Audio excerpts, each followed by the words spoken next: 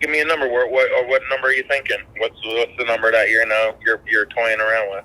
Are you sitting down? I'm sitting. Okay. During a recent live training with a group of my mentoring students, using an actual deal, I pick up the phone and I demonstrated how to make a lowball offer on an overpriced property and how to do it in a way to not upset or offend the agent. In fact, not only did I not piss off the agent, but he gave me 2 more leads to make offers on. You got anything else out there that we can look at? Distressed? Yeah, I do. I have one in Piscataway that I could probably send your way.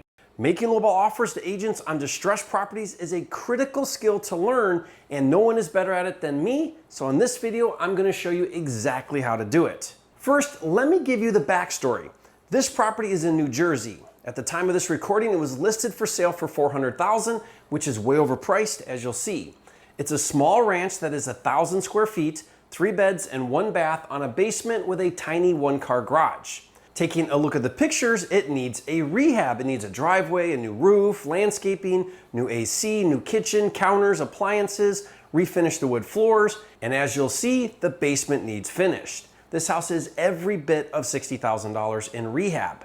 The model comp is this house. It's in the same neighborhood, same style, size, beds and baths. It's been completely renovated and it has a finished walkout basement, which is a bonus feature that our house doesn't have, and it just went pending at $480,000. Now be sure to gather more comps, but let's say that I use $480,000 as my after repair value or ARV. And let's say I use $60,000 as my repair cost. How do I calculate my maximum allowable offer or MAO? Well, as a flipper, I follow the 70% formula. That means I take the ARV, then I subtract 30%, which covers 9% for closing and commissions, 6% for financing or what I call carrying cost, and 15% for profit. Then I subtract the cost of rehab to get a buy price of $276,000. And if I want to wholesale this deal to a flipper, you would subtract your wholesale fee from $276,000. Just remember, when wholesaling, you take whatever formula your cash buyer is using minus your fee. I'm using 70% because that's the formula I follow when flipping. By the way, if you want my deal analyzer with built-in formulas, I'll give it to you for free. Just go to mydealanalyzer.com. Okay, so we have a buy price of $276,000 on a house listed for sale for $400,000. Clearly, this agent and seller are either hoping for a retail buyer who wants to buy a fixer-upper at a slight discount, or they have no clue what a flipper needs to buy it for to be successful. We'll find out soon enough. Now at this point, most investors would move on, not call, and not make an offer because the likelihood of getting an offer accepted for $276,000 on a $400,000 asking price is probably slim to none. But I'm not most investors. I have a much bigger perspective and a much broader understanding of how to win the game of real estate. Let me help you catch the vision. The listing agent represents a seller who owns a distressed property. This agent probably does marketing, goes on appointments, and if he's any good, gets ongoing listings every single month. He's also probably connected in the neighborhood and has a good pulse on what's going on.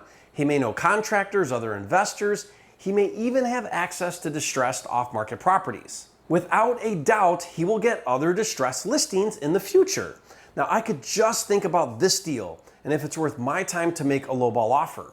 Or I could think about creating an ongoing strategic relationship, one where over time this agent continually brings me leads.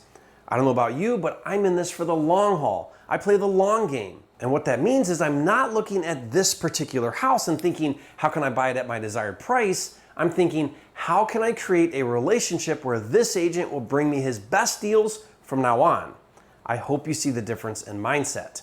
I always say, it's never about the deal at hand. It's always about the relationship. The way to build a strong relationship is to follow my double dip strategy, where in addition to already representing the seller as the listing agent for 3%, you let that listing agent represent you as the buyer's agent for the other 3%.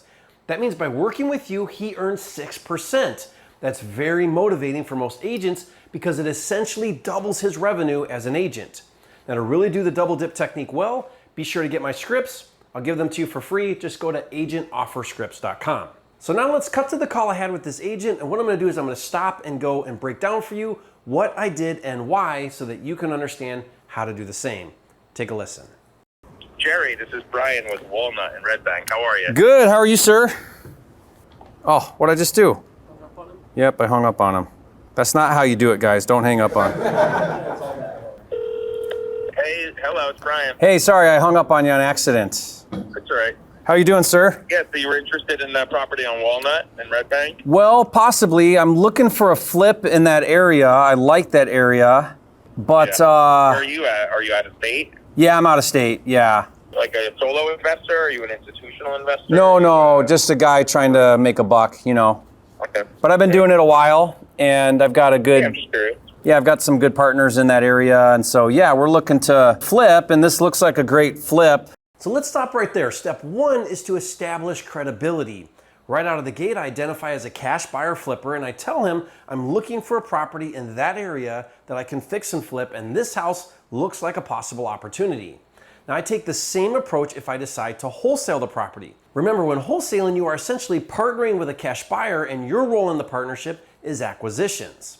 Now, another way you could say this if you just wholesale is, I work with a group of investors who are looking for a property to flip. Now, I'm pretty good at reading people, and this guy came across as someone who doesn't want to chit chat, and I felt like I had established enough credibility, so I quickly transitioned to step two, which is to establish the ARV.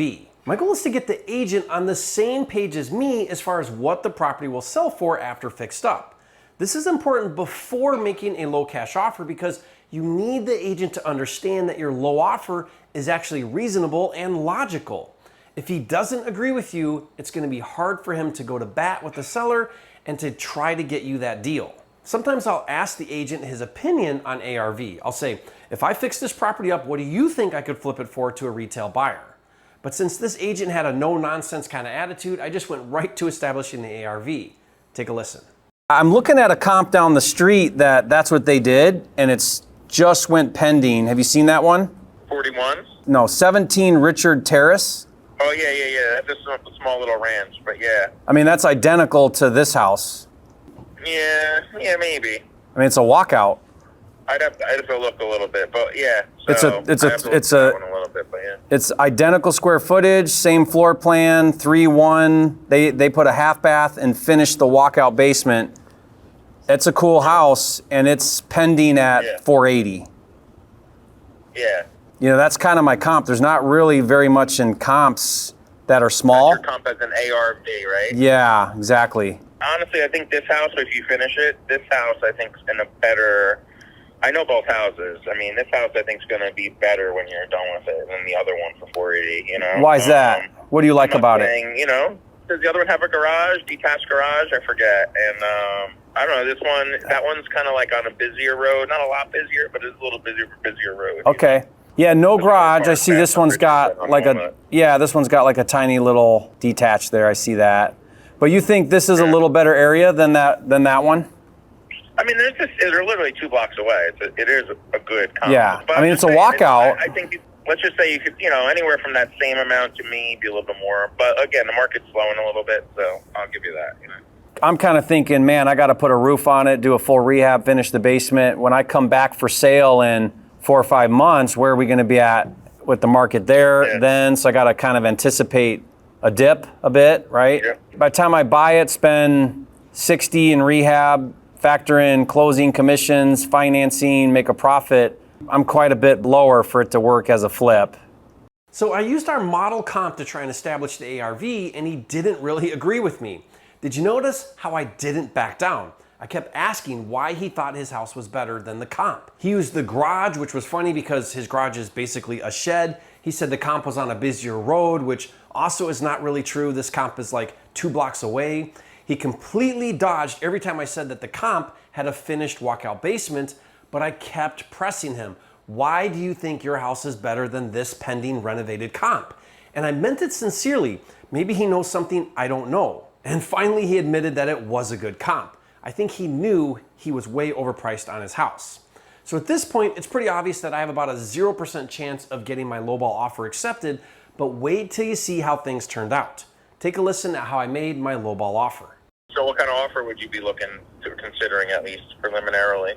Well, quite a bit lower. I guess that's why I'm calling. How stuck are you guys on this price? Is it something that I gotta just follow up on? Maybe well, they'll come. I have a couple, mostly investors right now interested in it. Okay. Just went on the market this past weekend. We've had, some interest. We're still getting some showings on it. The market's shifting. I'm sure there's a little bit of wiggle room. Right now, we're not interested in like a low ball offer. Give me a number. What number are you thinking? What's the number that you're toying around with? Are you sitting down? I'm sitting. Okay. Yeah, I'd need to be in like the high twos. Yeah, probably not yet. Yeah. I don't think we're going to go that low. So. I figured, I think anything like I'd rather do a reduction to the upper threes. And that's kind of what I'm advising him, this week. I'm basically like, listen, we should reduce it. Yeah. But, not 100K, Gotcha. Not even 20K, honestly, Could I follow up with you? Or like if it's still sitting here? Yeah, follow up with me. I don't see it going that low, but sure, follow up with me, Okay. Yeah. My counter to you is 375. 375? Okay. And, again, maybe I could do maybe a little better, but, I'm still thinking like this week right now, like I can't imagine he would really take much less than that, right now. In 2-3 weeks, we'll have to revisit the situation, but totally. we have things we can do, as his agent to get him more than that amount. So would you be opposed to just letting him know you got a verbal cash offer? Sure thing. Okay. Yeah, sure. Because at least it'll help him reset his mind. I'm sure that'll influence our next move, and Yeah. I'd be happy to work with you if we can strike a good deal. So notice the first time he asked my offer, I dodged the question. I simply said my offer was quite a bit lower. Now I did that on purpose. I'm preparing him for my low offer. He said he wasn't ready for a lowball offer and then asked me again what my offer was. This time I said, "Are you sitting down?" Now the reason why I'm avoiding his question is I'm trying to soften the blow. Sometimes I'll even say, "Man, my offer is so low, I'm embarrassed to tell you." And then did you notice how I finally answered? I said, "I need to be in the high 200s. Remember, my real number is 276,000, but since I knew I wasn't even close, I just gave him a ballpark number. Again, to soften the blow of my low offer.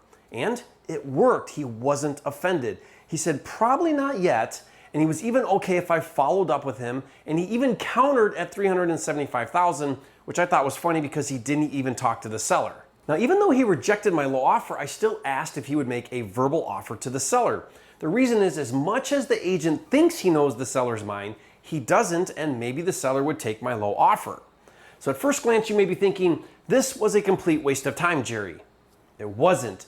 Wait to see what happened next. At this point, I shift my attention away from this deal to creating a strong working relationship. Take a listen.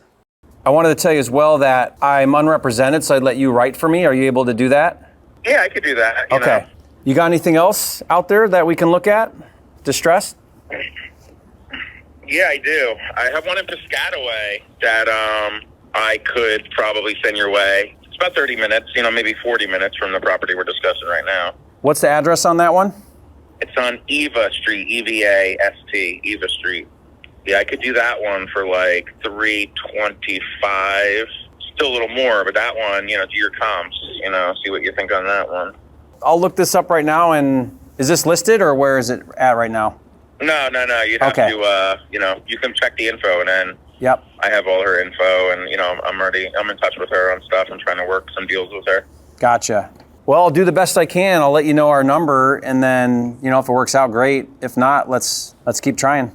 Just know. Yeah, I have other ones too. Let me just, this is, impromptu. Let me rack my brain. You work some numbers and let's touch base, later tonight or tomorrow. Anything you bring me, I'll let you write the offer for me on it. So. Yeah, cool. Yeah. I would, otherwise I wouldn't be giving you this info firsthand. Right. I get it. That's why we do it. Yeah, I have a few more. Do you do any buy and holds or it's all flips? I work with some investors that do, so send me those too. We have one on the market right now in Old Bridge, New Jersey. That's listed for $385. There might be a little wiggle room on that. She would do a buy and hold. Like she would stay there and, we could probably work a price out and or some terms, creative terms. I'm not saying lowball. Did you write that one down? That's price. If you run the comps on that neighborhood, that's priced pretty low. Call me back tonight or tomorrow with an offer on that one if you're interested, and then we'll revisit Walnut. I'll talk to that guy probably not till the morning. So okay. Let's We'll touch base on that. Let's touch base again tomorrow morning. Awesome. Thanks, Brian. Appreciate you. No problem. Thank you. Okay, bye. Notice how everything changed when I presented the double dip technique where he could represent me on any of his listings. He immediately gave me an off-market lead and a creative financing lead. Isn't that freaking awesome? I even reiterated the double dip and he point blank said, I wouldn't be giving you these leads otherwise. There's no better proof than that right there that Jerry's double dip technique is brilliant. If you agree, leave a comment and say, Jerry, you are a flipping genius. So even though I didn't get my offer accepted, it was a big time win. Getting good at making offers to sellers and agents is all about the reps. The more you do it, the better you get. So watch this next video where you can watch me call and make offers for 1 hour straight. Watch that now, and I'll see you on the next video.